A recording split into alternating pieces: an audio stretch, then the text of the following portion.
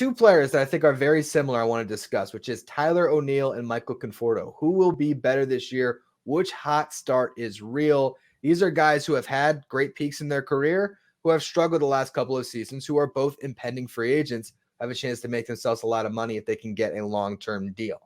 We're going to start with my guy, Michael Conforto. He went 9 for 23 to start the season so far. He's got 3 home runs, couple doubles, 2 walks to 7 strikeouts, and 25 plate appearances.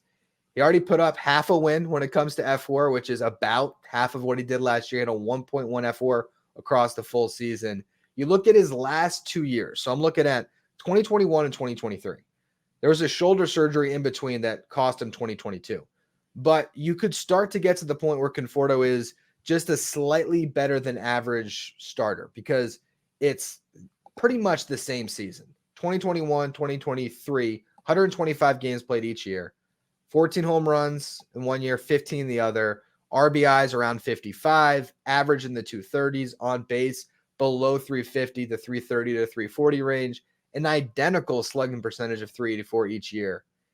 You remember in 2019, he hit 257, 363 on base, 494 slug, had 33 home runs. Is that guy coming back now? Is that what we're seeing now, removed from the shoulder surgery? Can he actually be, now still just 31 years old, a 4-win outfielder again? Or is this just a flash in the pan for the first week of the season? No, I think it very much is.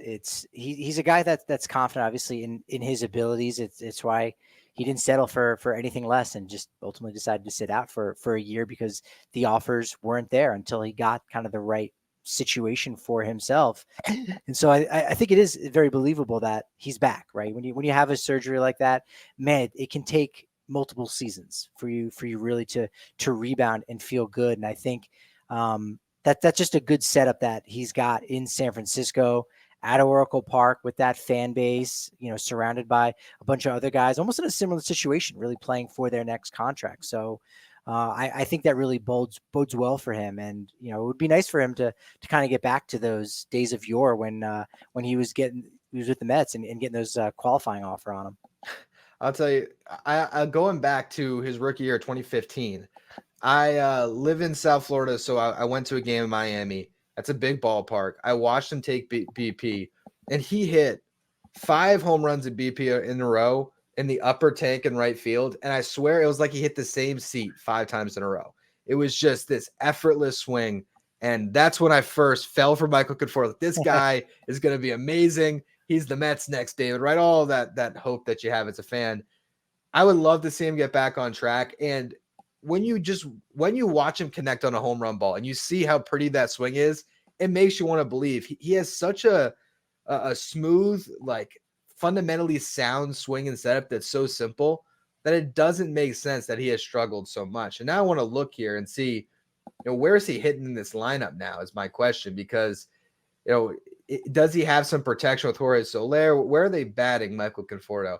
It's actually lower in the lineup from one of the games we're looking at here. He's got Tyro Estrada batting behind him. It looks like he's lower down the lineup, but it is a much better lineup that he's part of now, maybe less pressure than last year. So I do think there could be some staying power here. And also, there's a pretty definable injury to look at. I'm sure that shoulder was bothering him in 2021, and then you get the surgery. Last year, you're coming back from it after missing the entire season. Maybe that was just a year to adjust and shake off the rust. Normal offseason. I believe that this might actually be legit. I don't know if he's going to be 2019 Conforto again, but can he hit 20 plus home runs and carry a better batting average and on base percentage? I think that he can. 31 years old is not old by any stretch of the imagination. It's not 24, 25, and 26 years old, which is where, he had those prime years, like you said, 2017 through 2019, 88 home runs over those 3 years, OPS plus of 131 in a ballpark at Citi Field that is not very friendly to hitters. So for him to have been able to post that, was an all-star in one of those years. It is a walk year for him. He's going to be a free agent. So I think there's a lot to believe that his bat is finally coming around, that he's feeling so much better with that shoulder injury. It's, we kind of get numb to the fact that guys get hurt and then they're able to come back quickly and almost it have little to no impact on their production. And you got freak of natures like Shohei Ohtani, yeah, I got Tommy John surgery, but I'm still going to go out and hit. Bryce Harper, yeah, I'm going to go from the outfield onto the dirt and play first base. Like those are some of the more exceptions to the rules. For every guy that goes that quickly, there's 10, 20 guys that never get back to the majors because of an injury like that. So Conforto somewhere in the middle there, but finally feeling healthy, finally looking good. And I think there's a lot to believe in what we've seen so far in this first week of the season. Yeah, we'll see if he can keep it going. I mean, I know last year he had a couple good stretches too, so we can't get too carried away, but I'd like to see Conforto get off to a good start. Another guy that we're mentioning here that got off to a good start in a similar situation is Tyler O'Neill with the Red Sox, first year there after playing his whole career with the Cardinals. Another guy that's dealt with injuries the last couple years, hasn't gotten on the field for 100 games since his big breakout season in 2021. He will be a free agent as well. He started the year 6 for 18, couple home runs, 5 walks to 3 strikeouts in 23 plate appearances. He too has nearly matched half of his F4 total from last year, 0.4 F4 in the first couple games last year, had a 0.8 F4 in 72 games. You look at those down seasons. Tyler O'Neill was hitting around 230, 310 on base, 400 slug. Never got to the 30 plus home runs he hit in 2021. He had 14 home runs in 2022, 9 home runs last year. WRC plus just under 100, so grading out slightly below average. But the thing about O'Neill is he's 28 years old, and we've seen some incredible stuff from him in that one season. It was only 1 year that's pretty much been his one full good year in his career, but he got MVP votes. He hit 286, got on base at a 352 clip, had a 560 slug, 34 home runs, 15 stolen bases, won a Gold Glove, had a 5.5 F4. So I think the ceiling might be a little bit higher for O'Neill. It's just a matter of can he stay healthy this year and can he ever reach that again? Yeah, 8th in MVP voting, kind of as you touched on in that big 2021 season. It's strange to think about the Cardinal way and how successful that's been in the past. And last year, obviously, that took a hit. This year, off to a questionable start. We'll kind of see where they end up. But I think Tyler O'Neill probably needed to get away from St. Louis just a little bit. He's one of those just change of environment candidates that just benefit from that. I don't necessarily think that's what a Randy Arozarena and Adolis Garcia needed as a former Cardinals outfield prospects. But for O'Neill, one of those guys that is getting benched for behavior and having issues with the manager. We've seen that with a couple guys now with the Cardinals. So I think just that change in environment is going to, bode really well. That right-handed swing, obviously with the Green Monster in left field there in Boston is really helpful. Getting the year started off in the right way on opening day. I mean, that's the guy you want to acquire. If you can play one guy for one game a year, you want Tyler O'Neill in your lineup and you want it to be opening day. You're going to win. You're going to get a home run from him there.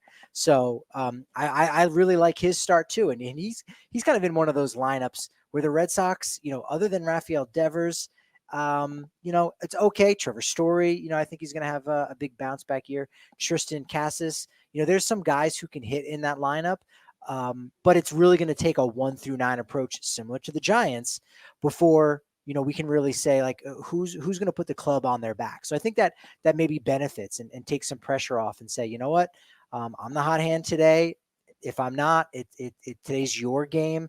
And you can kind of just sit back a little bit. So there's not maybe that same pressure as, hey, I'm the St. Louis prospect that was drafted and developed, and there are certain expectations on me. He's got a fresh start in Boston, and so far that's been really helpful for him.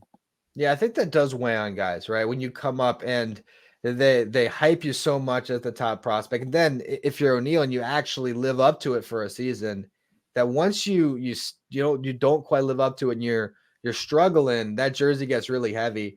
I'm sure it feels so much better to go to a different situation, whole different league. The league's got to adjust to him as well too. So I wonder if he's benefiting from that a little bit. So I think Tyler O'Neill's a guy that could really improve his free agent stock in a dramatic way. I think Michael Conforto, if he has a good season, he might get a nice 3-year deal.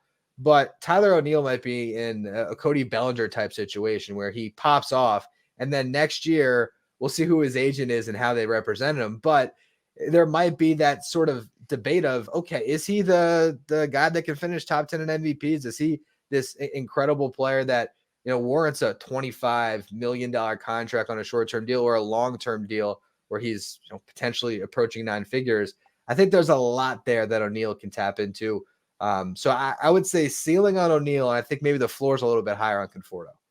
Yeah, we do want to say hello to Scott Boras, of course, both Conforto and Tyler O'Neill, clients of the Boras Corporation. So Scott, thanks for logging in. Feel free to leave some comments there. We will get to them later on in the show. But you're right; those are two guys that are helping their value going into free agency. And O'Neill being 2 years younger, and the fact that you think of all those Scott Boras punts he likes to throw out there, with Tyler O'Neill's dad being former Mr. Canada bodybuilder.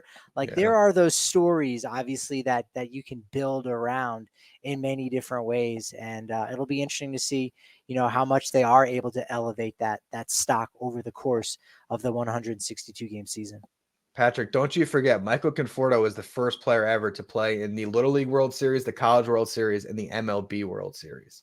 I think there was something like that was going on back in 2015. Jason Varitek? How about Jason Varitek? Look him up. Maybe him too. There was something there. I don't remember exactly what it was, but I know that was a big running storyline back in 2015. But I imagine this time next year, both of these guys will still be free agents, as Scott Boras is asking for 9 figures, and they just can't get those deals. Let's actually, to close it off though, if we're gonna through the name of our show, say who's better, who's your pick? Who's better right now, Michael Conforto or Tyler O'Neill? Michael Conforto is the better pick right now. That's who I'm going with. I know he's 2 years older, so he's probably not going to make that same amount of money in free agency. But if we're talking about the 2024 season, I'm going with the former Metropolitan Michael Conforto. Now we agree again, because how am I going to pick against Conforto? I can't do it.